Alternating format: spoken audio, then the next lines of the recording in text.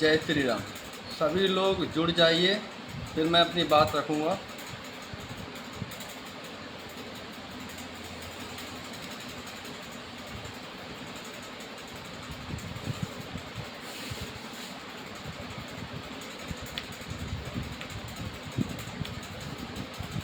जितने भी भाई ऑनलाइन हैं, जिसको भी लिंक पहुंच रहा है, उन सभी भाइयों से मैं कहना चाहता हूं कि आप लोग लाइव में आकर मेरा सहयोग करें।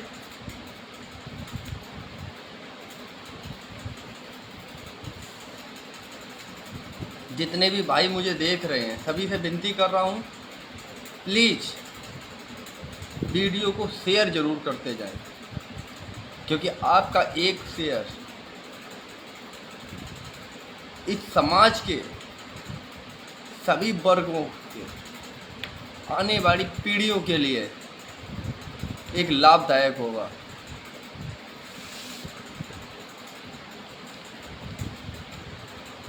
जितने भी भाई जुड़ते जाएं, और प्लीज़, मुझे राम का नाम बहुत प्यारा लगता है, सभी लोग जय श्री राम जरूर लिखते जाएं।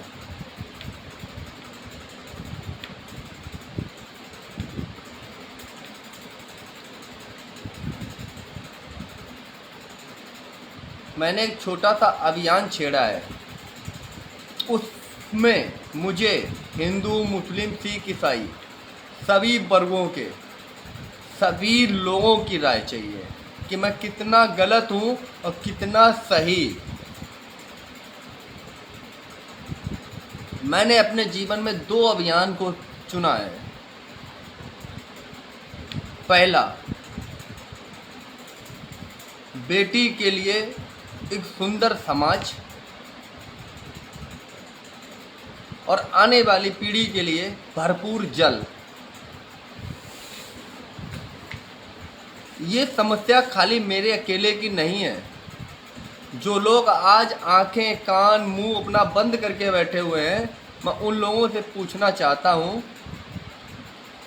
कि जब बेटी सुरक्षित नहीं होगी तो बहू सुरक्षित कैसी होगी? बेटी तो बहू बनती है। ये तो हो गया बेटी के लिए। अभी मेरा मेन बात जो है वो है जल, जिसके लिए पूरी विधानसभा में खलबली मची हुई है। कायमगंज विधानसभा में खलबली मची हुई है। भ्रष्ट और जाहिल लोगों की लाइन लगी हुई है। मैं आपसे पूछना चाहता हूं कि मेरी आयु 32 से 33 वर्ष हो गई है। कोई भी लाइव में नहीं जोड़ना चाहता है क्या?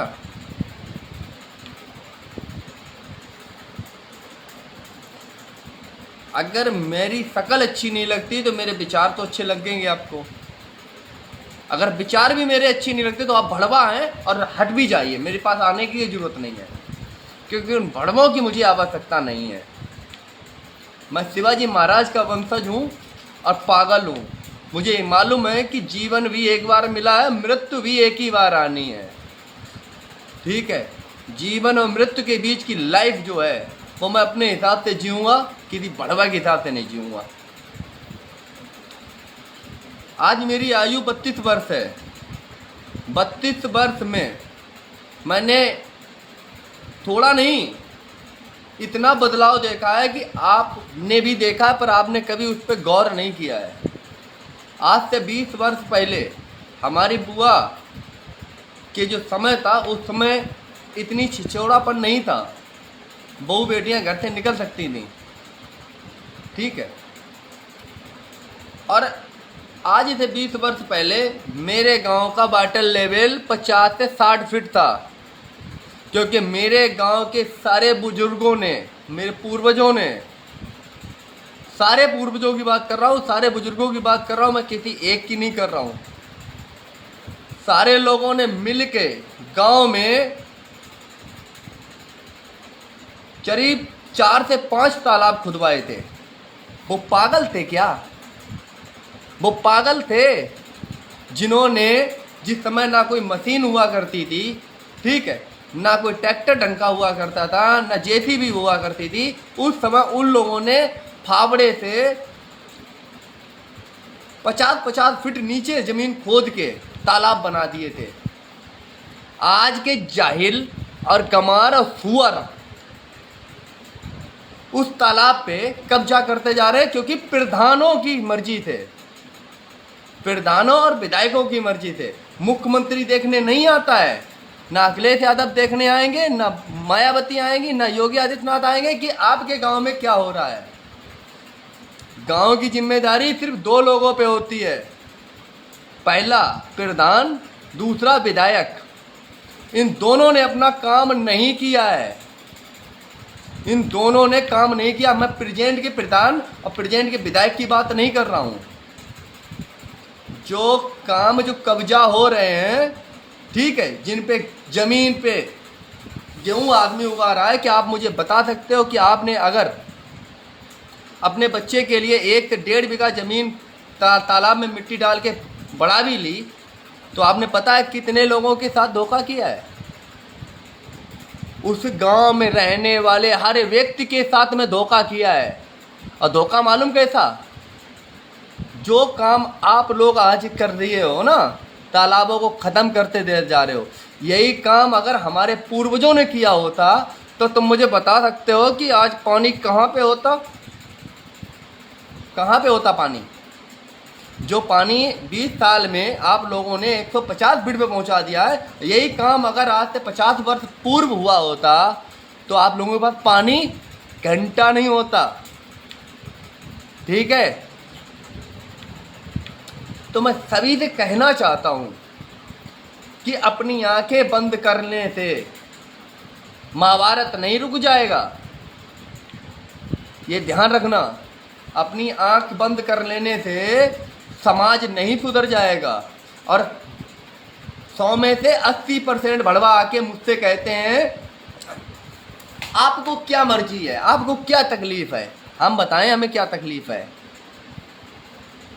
पहली तकलीफ ये है कि आने वाली पीढ़ी के लिए 1 बूंद जल नहीं बचेगा, ना सिंचाई के लिए बचेगा, ना पीने के लिए बचेगा। और जिन जाहिलों को ये लगता है कि अरे आधे दुनिया में तो पानी ही पानी है, तो उनको बता देता हूं कि पीने योग्य पानी 1 से 2% ही है। समझ गए? तो मैं सभी भाइयों से कहना चाहता हूं कि जिसने तालाब पे कब्जा किया है उसमें प्रधान और विधायक दोनों दोषी हैं। तो कुछ तो मर लिए, ठीक है, और कुछ निपट लिए। अब बचे हुए प्रेजेंट के विधायक और प्रधान दोनों सुन लें कि अभी हम जिंदा हैं,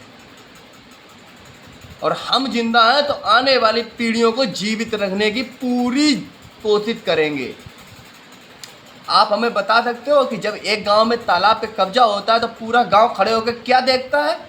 अरे साला मेरा थोड़ी ना, मरने तो साला भ्रष्ट है, पुलिस वालों से मिला हुआ है, नेताओं से मिला हुआ है, इसलिए कब्जा कर रहा है। तो आप हमें ये बता रहे हो, समझाना चाहते हो आप मुझे एक चीज़?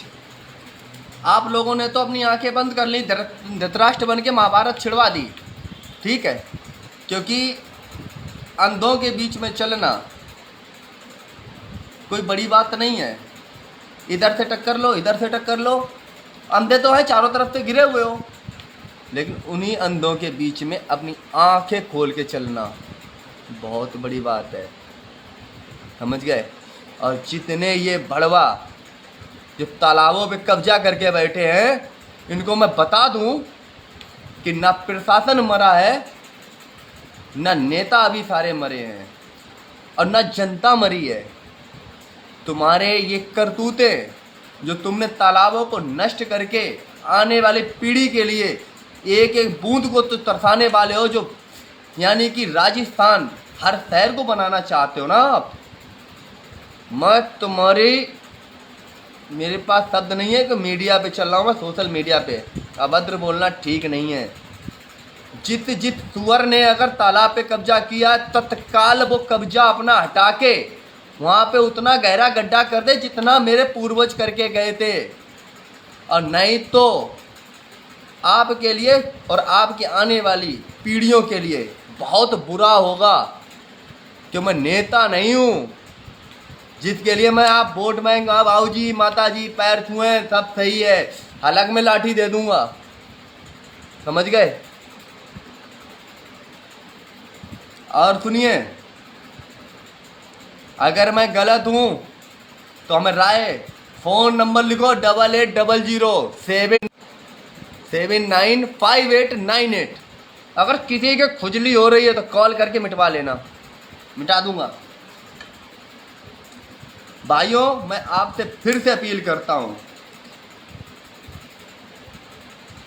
झंडा लेकर घूमना बहुत आसान है, क्योंकि तलवे चाटना कोई बड़ी बात नहीं होती है, भड़वागिरी करना कोई बड़ी बात नहीं होती है। बाबूजी ने बोला कि यहाँ पे गड्ढा होना चाहिए, हाँ जी होना चाहिए। ये तालाब खत्म होना चाहिए, हाँ जी होना चाहिए। तो ये सपा बसपा कांग्रेस, इनके झंडे निकाल के इनके हाथ में दे दो, डंडे अपने हाथ में पकड़ लो। अगर बेटियों के खिलाफ कोई एक शब्द बोले तो हलक में लाठी दे दो। पहली चीज, बेटियों के पीछे अगर उन्हें कोई तंग करे स्कूल जाते हुए तो उनके शरीर के सारे अंग भंग कर दो तत्काल, क्योंकि मारने वाला राम है कि उसी ने पैदा किया है। अगर किसी के माई के लाल में औकात है तो मुर्दे में जान डाल के दिखाए, मैं जान जाऊंगा कि हाँ कोई तो ठीक है। दूसरी चीज मैं बताऊंगा आपको, एक तालाब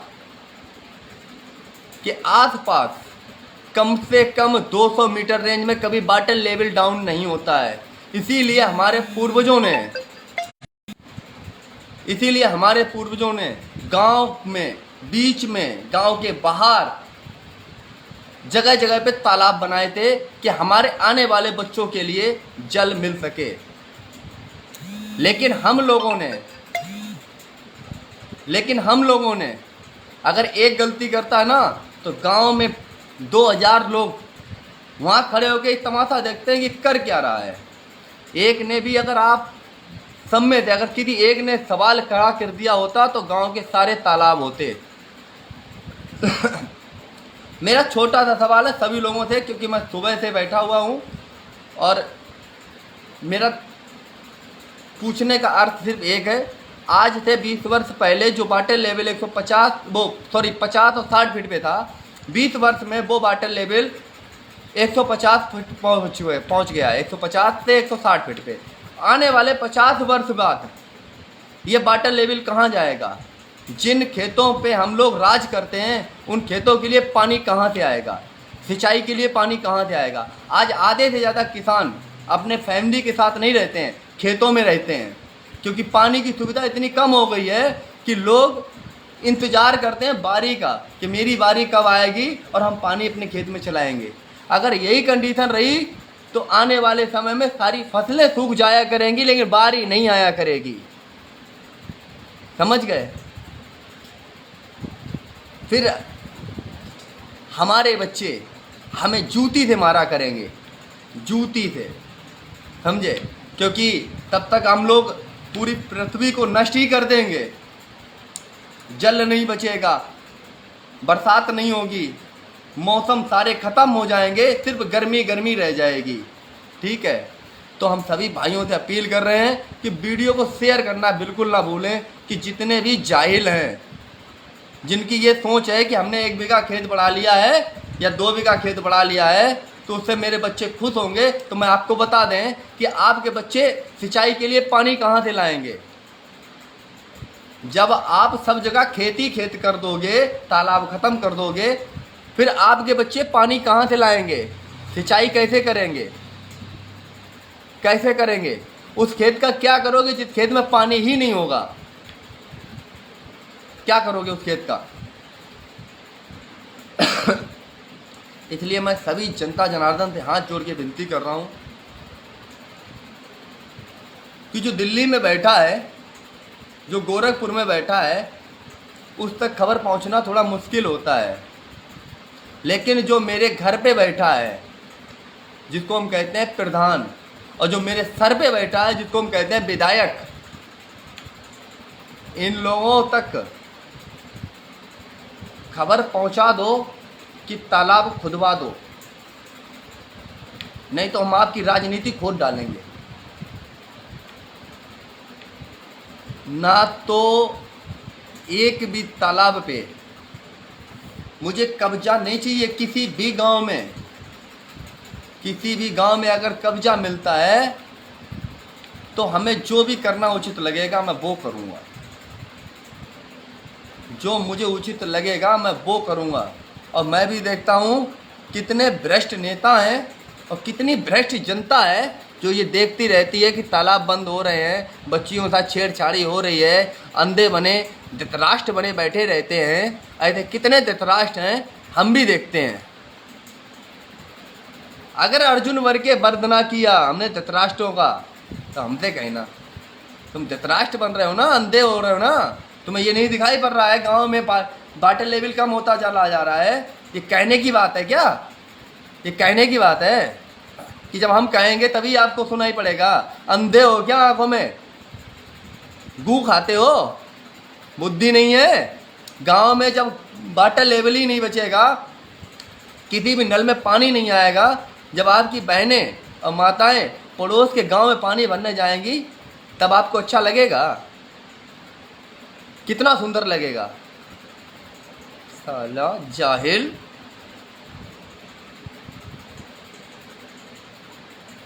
एक भी सवाल का जवाब नहीं है बड़बों के पास, क्योंकि ये कड़वा सच है कि बेटियों को जब परेशान होते देखते हैं तो कहते हैं कि फलाने की बिटिया है, मरने दो। ठीक है, गांव में तालाब बंद होते जा रहे हैं, कहते हैं मेरा थोड़ी ना, सब प्रधान भ्रष्ट है, विधायक भ्रष्ट है, सरकार भ्रष्ट है। तो तुम कहाँ पे अच्छे हो बताओगे हमें? तुम कहाँ पे अच्छे हो? एक बेटी के साथ गलत होता है, तुम बड़वा बने देखते रहते हो, तो तुम कहाँ पे अच्छे हो? एक तालाब खत्म होता रहता है और आप लोग अंधे बने देखते रहते हो, तो तुम कहाँ पे अच्छे हो? तुम आने वाली पीढ़ी के लिए न जल छोड़ रहे हो, न बच्ची बेटियों के लिए सुंदर समाज छोड़ रहे हो। तुम कहाँ पे अच्छे हो? इस राजनीति का बत्ती बना के खानी है क्या? क्या करना है? जितने भी मेरे साथ हैं, जिनको लगता है कि बेटियों की सुरक्षा अब हमें स्वयं करनी चाहिए, वो जय श्री राम के साथ हमारे साथ जुड़ जाएं। और जिनको लगता है कि भैया मरने दो, मेरी तो सेफ है, तो मैं आपको बता दूं आपकी भी सेफ नहीं है, चाहे वो बेटी हो या बहन हो। अगर नहीं मानते हो तो घर जाके उससे प्यार से पूछना कि बाबू बेटा आपको कोई परेशान तो नहीं करता। अगर उसका जवाब ये निकले कि हाँ भैया मुझे परेशान करते हैं बड़वा, ठीक है, तब आके मुझसे मिल लेना। ठीक है, अपने गांव में जहाँ पे भी आप मेरी वीडियो देख रहे हो, जिस जगह भी रह रहे हो, जहाँ से भी आप लोग मुझे पसंद करना चाहते हो, जिस राज्य से पसंद करना चाहते हो, मैं उस राज्य का बन जाऊँगा। लेकिन एक चीज़ याद रखना, जब बेटी सुरक्षित नहीं होगी तो समाज सुरक्षित नहीं होगा, और जब तालाब ही गाँव में नहीं होंगे तो जल नहीं होगा, और जब जल ही नहीं होगा तो हमारे जो छोटे छोटे बच्चे जो हमारे बीच में कुछ आ चुके हैं, कुछ 10, 20, 50 साल बाद आने वाले हैं, वो लोग कैसे जिएंगे बिना पानी के? वो कैसे खेती करेंगे? वो कैसे सिंचाई करेंगे? नहर में पानी नहीं, आसमां में पानी नहीं, जमीन में पानी नहीं। अबे साला भूखे लंगो, कितना खाओगे सालों? कुछ तो पीढ़ी के लिए छोड़ दो कि सब वकील हो गए। अच्छा, जो भी साले भ्रष्ट हैं, जो यानी कि कब्जा, बेईमानी, चोरी, डकैती करते हैं, क्या वो मुझे बता सकते हैं कि जब आपके बच्चे बड़े होंगे, जब उस खेत में हल चलाएंगे और जब वो पानी के लिए तरसेंगे, तो आपको पानी पी पी के गाली देंगे वो, समझ गए? और ये सोशल मीडिया है, इसमें गुरु सब बना रहता है, किसने कितना युद्ध लड़ा, कितने कितनी तलवारें खींची, समझे? इसमें सब बना रहता है। आज से 50 वर्ष पहले हमारे गांव के तालाब कैसे थे, ये भी बच्चों को पता होगा। और 50 वर्ष बाद तालाबों की संख्या कितनी बची, ये भी बच्चों को पता होगा। हमारे पूर्वज हिजड़ा बने देखते रहे और एक जाहिल कब्जा करता रहा, ये भी बच्चों को पता होगा। अबे जाहिलों, हिजड़ा वो नहीं है जिसे कुदरत ने बनाया है, हिजड़ा तो वो है जो मुझे देखने के बाद भी, मुझे सुनने के बाद भी जिसका रक्त न खौला हो वो साला हिजड़ा ही होगा। समझे भाई? हमें तो अपनी बेटी और आने वाली पीढ़ी की चिंता है, ठीक है? तो मैं तो युद्ध करूँगा, मैं भड़वे की मौत नहीं मरूंगा। तुमको मरना है भड़वे की मौत तो मरो, और मेरी तरफ से जय श्री राम। लेकिन जितने भी जाहिल हैं उनको मैं फिर से सूचित कर रहा हूँ, किसी भी गांव में अगर तालाब आप पे कब्जा किया है तो उसे तत्काल हटा लीजिए, नहीं तो वो दिन दूर नहीं है कि जेसीबी से आप स्वयं खुदवाओगे और जेसीबी का भाड़ा भी तुम ही दोगे। वो दिन दूर नहीं है, समझ गए? क्योंकि नेता भ्रष्ट हो सकता है,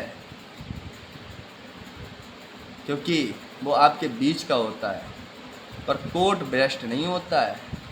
कल सोमवार है, मैंने बोला था सोमवार तक का समय दे रहा हूँ। अगर मुझे मेरे प्रधान ने खुशखबरी नहीं सुनाई तो आगे की कार्रवाई हम आप लोगों के साथ में शेयर करते रहेंगे। जितने हिजड़ा हैं वो जीवित रहें और हमें देखते रहें, और जितने भी जीवित हैं वो मेरा साथ देते रहें। मैं वादा करता हूँ कि हर बच्चे को जल मिलेगा, आने वाली पीढ़ी को, और हर बेटी को एक सुंदर समाज मिलेगा। ये मेरा वादा है। और रही बात हमें मारने की, तो अपने कानपुर में तेल डाल ले